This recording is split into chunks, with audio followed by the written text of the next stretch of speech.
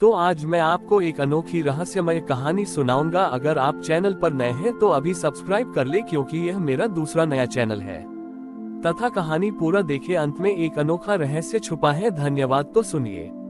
एक बार की बात है, एक शहर में अनिल नाम का एक युवक रहता था। वह बहुत ही बुद्धिमान और तार्किक था, लेकिन उसका ईश्वर और धर्म पर कोई विश्वास नहीं था। उसे लगता था कि ये सब केवल लोगों का अंधविश्वास है।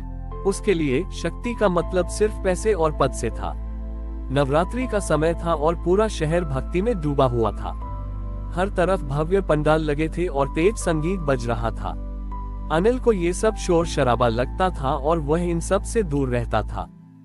उसकी माँ, जो बहुत ही धार्मिक थी, हर दिन उससे कहती थी, बेटा एक बार मंदिर चलकर देवी के दर्शन कर लो। शक्ति हर जगह है, बस उसे पहचानने की जरूरत है। अनिल मुस्कुराकर कहता, माँ, शक्ति पैसे में है जो मुझे सफलता दिलाती है। मैं उसी पर भरोसा करता हूँ। एक शाम जब अनिल अपने दफ्तर से घर लौट रहा था तो अचानक उसकी कार रास्ते में खराब हो गई। वह एक सुनसान इलाके में फंस गया। तभी कुछ गुंडों ने उसे घेर लिया और उसका सारा सामान छीनने लगे। अनिल ने उनका विरोध करने की कोशिश की, लेकिन वे संख्या में ज्यादा थे। वह बुरी तरह से डर गया और असहाय महसूस करने लगा। ठीक उसी समय एक बूढ़ी औरत, जो पास के गांव से आ रही थी, वहां से गुजरी। उसके पास एक लाठी थी। उसने उन गुंडों को डांटा और कहा, तुम्हें शर्म नहीं आती? एक अकेले व्यक्ति को लूट रहे हो। गुंडों ने उस बूढ़ी औरत को कमजोर समझकर उसकी बात पर ध्यान नहीं दिया, लेकिन जैसे ही उन्होंने उसकी आंखों में देखा तो वे डर गए। उनकी आंखों में एक अजीब सी चमक थी, जिसमें असीम साहस और शक्ति थी। गुंडे घबराकर भाग गए। अनिल उस बूढ़ी औरत के पैरों में गिर पड़ा और बोला, माँ, आप कौन हैं? आपने मुझे कैसे बचाया? बूढ़ी औरत ने मुस्कुराते हुए कहा, मैं कोई खास नहीं हूँ बेटा, मैं बस एक साधारण औरत हूँ। लेकिन मुझे पता है कि असली शक्ति का हाँ है। असली शक्ति पैसों में या ताकत में नहीं होती, बल्कि साहस और निस्वार्थता में होती है। बूढ़ी औरत ने आगे कहा, जो शक्ति तुम्हें आज रात दिखाई दी, वही शक्ति हर नारी में होती है। वही शक्ति एक माँ में होती है, जो अपने बच्चे के लिए किसी भी खतरे का सामना कर सकती है। वही शक्ति हर उस व्यक्ति में होती है, जो दूसरों की मदद के लिए आगे आता है। अनिल को उस दिन पहली बार अपनी गलती का एहसास हुआ। उसने समझ लिया कि सच्ची शक्ति वह नहीं होती जिसे खरीदा जा सके, बल्कि वह होती है जो हर इंसान के दिल में छिपी होती है। जब वह घर लौटा तो उसने अपनी माँ के पैरों को छुआ और कहा, माँ, आप सही कहती थी। शक्ति हर जगह है, बस उसे पहचानने की जरूरत है। उस साल की नवरात्रि में अनिल ने मंदिर में देवी की मूर्ति के दर्शन किए, लेकिन उसकी नजरें सिर्फ मूर्ति पर नहीं थी। वह उन सभी महिलाओं को देख रहा था जो अपने परिवार और समाज के लिए निस्वार्थ भाव से काम कर रही थीं। और उसे एहसास हुआ कि सच्ची देवी कोई मूर्ति नहीं, बल्कि हर वह महिला है जो साहस, निस्वार्थता और ममता की प्रतीक है।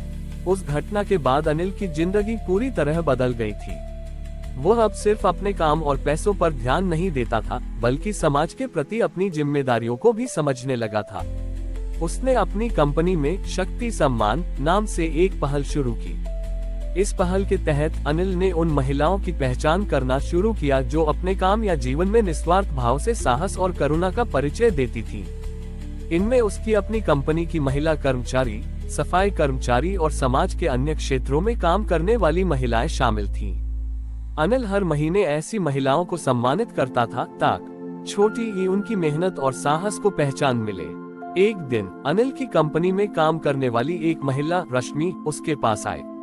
रश्मि एक बहुत ही प्रतिभाशाली इंजीनियर थी, लेकिन वह हमेशा शांत और दबी हुई रहती थी। उसने अनिल से कहा, सर, आप जो कर रहे हैं वह बहुत अच्छा है, लेकिन मेरे गांव में आज भी लड़कियां पढ़ नहीं पाती, क्योंकि उनके माता पिता उन्हें बाहर भेजने से डरते हैं। अनिल को रश्मि की बात सुनकर बहुत दुख हुआ। उसने सोचा कि सच्ची शक्ति को केवल सम्मान देना ही काफी नहीं है, बल्कि उसे बढ़ाना भी जरूरी है।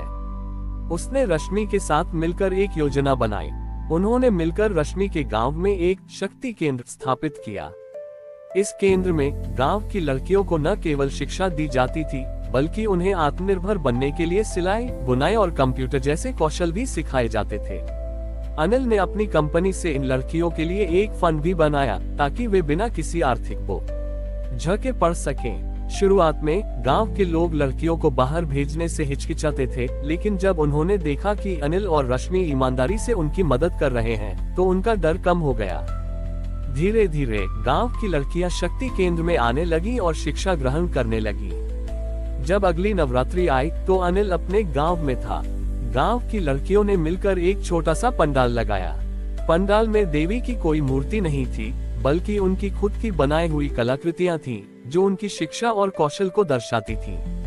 अनिल ने उन लड़कियों से कहा, तुम सब खुद देवी का रूप हो। तुम्हारी शिक्षा और तुम्हारा साहस ही असली शक्ति है। इस तरह अनिल ने न केवल अपनी सोच बदली, बल्कि समाज की भी सोच बदल दी। उसने ये साबित कर दिया कि सच्ची शक्ति का मतलब सम्मान प्राप्त करना नहीं, बल्कि दूसरों को सशक्त बनाना है। अनिल और रश्मि द्वारा शुरू किया गया शक्ति केंद्र अब एक बड़े आंदोलन का रूप ले चुका था। गांव की लड़कियां न केवल पढ़ लिख कर आत्मनिर्भर बन रही थीं, बल्कि वे अपने अधिकारों के लिए भी आवाज उठा रही थीं। इस बदलाव ने समाज के कुछ पुराने विचारों वाले लोगों को परेशान कर दिया। गांव का एक प्रभावशाली व्यक्ति गंगाधर, जो पुरानी सोच का था, इस आंदोलन के खिलाफ था। उसे लगता था कि लड़कियों का पढ़ना और काम करना समाज के नियमों के खिलाफ है। उसने गांव में यह अफवाह फैलाना शुरू कर दिया कि शक्ति केंद्र गांव की परंपराओं को बिगाड़ रहा है। कुछ लोग गंगाधर की बातों में आ गए और उन्होंने अपनी बेटियों को शक्ति केंद्र भेजने से मना कर दिया। अनिल और रश्मि इस समस्या से बहुत दुखी थे। वे जानते थे कि उन्हें गंगाधर की सोच को बदलना होगा, लेकिन यह आसान नहीं था। नवरात्रि का समय फिर से आ गया था। इस बार अनिल और रश्मि ने कुछ अलग करने का फैसला किया। उन्होंने गांव की लड़कियों से कहा, हमें किसी से लड़ने की जरूरत नहीं है, हम सिर्फ अपनी शक्ति दिखाएंगे। नवरात्रि के पहले दिन गांव में एक अद्भुत दृश्य था। शक्ति केंद्र की लड़कियों ने मिलकर गांव के सबसे बड़े मैदान में एक नाटक प्रस्तुत किया। नाटक में उन्होंने उन महान महिलाओं की कहानियां दिखाईं, जिन्होंने अपने साहस और ज्ञान से समाज में बदलाव लाया था। उन्होंने रानी लक्ष्मीबाई, कल्पना चावला और मदर टेरेसा जैसी महिलाओं के जीवन को जीवंत किया। जब नाटक खत्म हुआ तो गांव के सभी लोग भावुक हो गए। उन्होंने महसूस किया कि सच्ची शक्ति का मतलब विरोध करना नहीं, बल्कि अपने अच्छे कर्मों से दुनिया को जीतना है। गंगाधर ने जब लड़कियों के आत्मविश्वास और साहस को देखा तो उसे अपनी गलती का एहसास हुआ।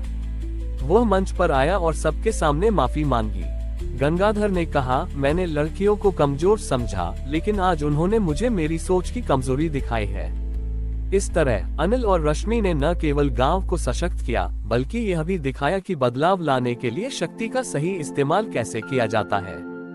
उन्होंने ये साबित कर दिया कि सच्ची शक्ति अहंकार में नहीं, बल्कि सामूहिकता और निस्वार्थता में होती है। हमारी और भी आध्यात्मिक एवं अनोखी कहानियां देखने के लिए हमारे चैनल पर जाएं तथा धार्मिक एवं पौराणिक अनोखी कहानियां हमारे चैनल पर है। कृपया जाके देखें तथा हमारे चैनल को सब्सक्राइब करके रखें और वीडियो लाइक जरूर करें। धन्यवाद।